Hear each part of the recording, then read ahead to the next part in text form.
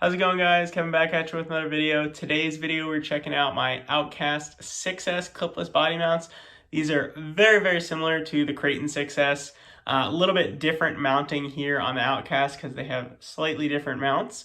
But for the most part, follows the same exact process. If you want to see some bashing, some driving, jump over to the Creighton 6S video. In this video, I'm just going to be showing you guys how to install them and how they work. So with that, let's get into it.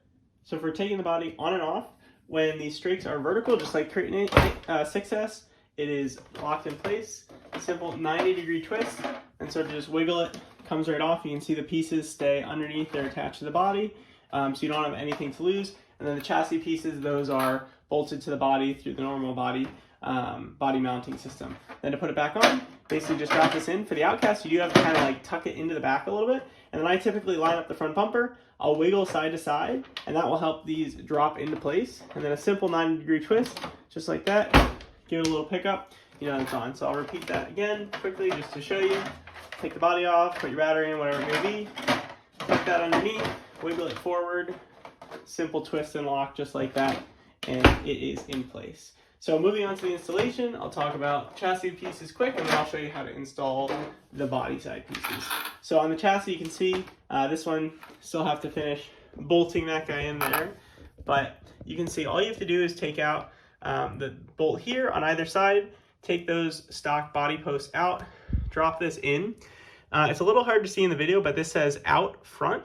So this is for the Outcast front, and then there's an arrow pointing forward. If you shine a light on that, it's a little bit easier to see.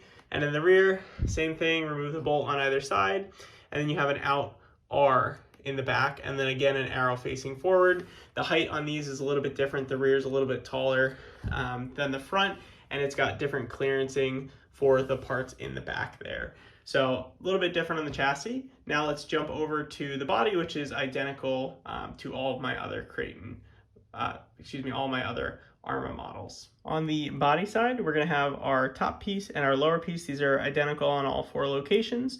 There's an M3x10 screw and then an M3 lock nut, and these are basically going to sandwich the body. Additionally, they have a locking feature on either side, so when you finally do put them together, you'll see I can spin them and then they get locked in place there, and then if I spin one, it spins the other.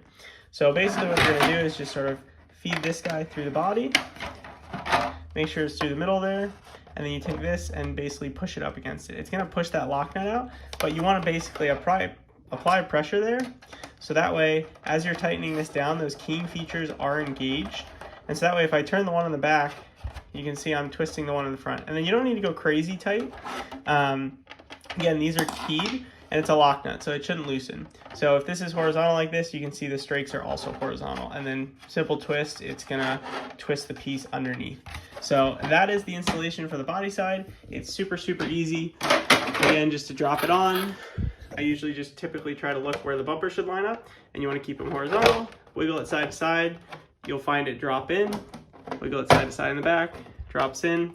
Just like that, it's done. If you guys have other Arrma vehicles or any other rock crawlers, be sure to check out some of my other videos.